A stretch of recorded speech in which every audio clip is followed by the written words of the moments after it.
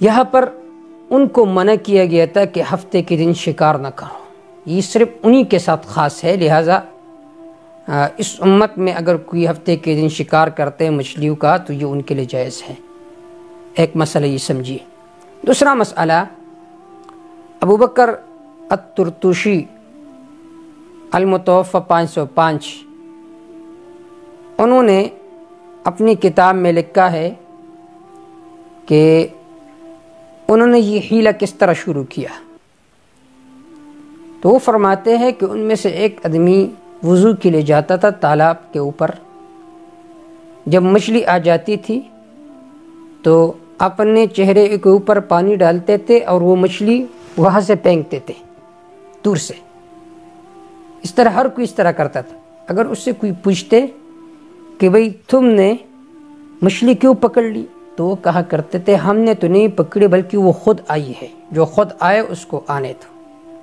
تو اسی طرح لوگ وضو کرتے مچھلی پکڑنے کے بہانے سے اور مچھلیوں کو دور پھینکتے تھے، تو اللہ رب العزت نے ان کے اوپر عذاب نازل فرمائے اس حیلے کی وجہ سے۔ بہت سارے لوگ ایسے ہوتے جو حیلہ باز ہوتے ہیں۔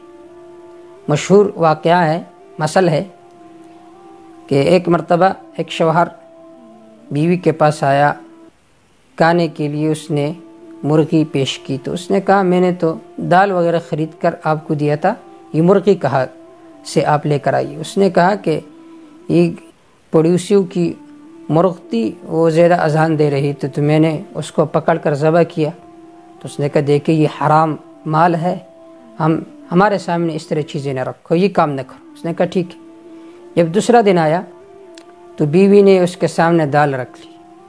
اس نے کہا کہ وہ مرغی کہنے لگی کہ وہ مرغی تو حرام ہے اور آپ تو حرام چیزیں نہیں کھاتے۔ تو اس نے کہا یعنی وہ مرغی حرام ہے تو جو شوروا ہے وہی دیا کرو، کیونکہ شوروا تو ہمارا اپنا ہے، مسالہ بھی اپنا ہے، پانی بھی اپنا ہے اور پکانے والی بھی اپنی ہے، تو لہٰذا جو شوروا ہے وہ دیا کرے۔ اس نے کہا ٹھیک ہے۔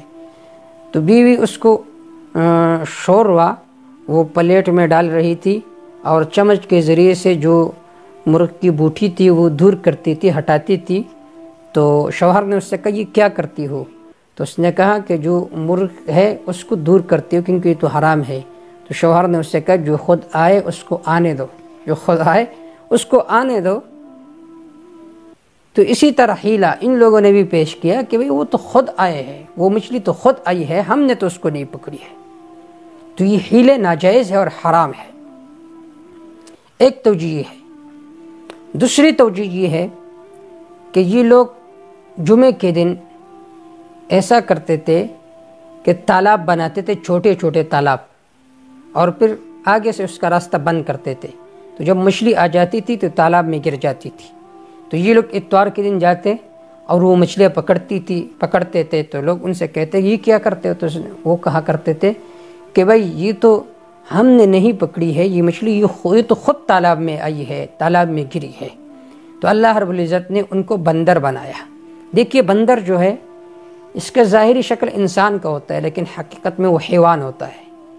تو انہوں نے بھی دین کا شکل و صورت مسخ کیا تھا۔ تو جزاء الفعل من جنسہ، جس طرح انہوں نے ظاہری طور پر نیکی کا رنگ دیا، حقیقت میں نافرمانی کرتے تھے، تو اسی طرح اللہ رب العزت نے بھی ان کو بندر بنایا جس کا ظاہری شکل وہ انسان کا تھا لیکن حقیقت میں حیوان تھا۔ تو جزاء الفعل من جنسہ، اسی طرح اللہ نے ان کو بھی ان کے شکل بھی مسخ کر دیا۔ آج کل جو بندر وغیرہ ہوتے ہیں یہ انہی کا نسل نہیں بلکہ یہ لوگ 3 دن تک زندہ تھے، پھر اس کے بعد مر گئے تھے، ان کا نسل ہی ختم ہو چکا تھا۔ بدعات کے رد میں بہت اچھی کتابیں ہیں، اس کو پڑھنا چاہیے، جیسا کہ ابو بکر الطرطوشی رحمہ اللہ کی کتاب ہے کتاب الحوادث۔ اسی طرح بدعات کے رد میں ابن الحاج کی کتاب ہے مدخل، یہ بھی بہت اچھی کتاب ہے۔ اسی طرح الاعتصام للشاطبی، یہ بھی بہت اچھی کتاب ہے بدعات کے رد میں۔ اسی طرح الامر بالاتباع والنہی عن الابتداع، علامہ سیوطی رحمہ اللہ کی کتاب ہے۔ اسی طرح ہمارے دادا استاذ حضرت شیخ القرآن والحدیث علامہ محمد طاہر پنجپیری رحمہ اللہ کی کتاب ہے اصول السنت لرد البدعت، بدعت کے رد میں بہت ہی جامع کتاب ہے۔ میرے خیال میں ہر کسی کو وہ کتاب پڑھنا چاہیے۔ اسی طرح تفصیلی کتاب بدعات کے رد میں ضیاء النور ہے، بہت ہی تفصیل کے ساتھ حضرت شیخ نے لکھی ہے، بہت ہی خوبصورت اور جامع کتاب ہے۔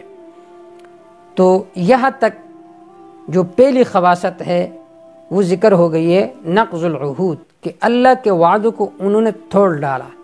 اللہ نے ان سے وعدہ لیا تھا کہ کتاب کے احکام کو مضبوطی سے پکڑو، لیکن انہوں نے اس میں ہیلے اور بہانے شروع کیے، اس وجہ سے اللہ رب العزت کی طرف سے ان پر عذاب نازل ہو۔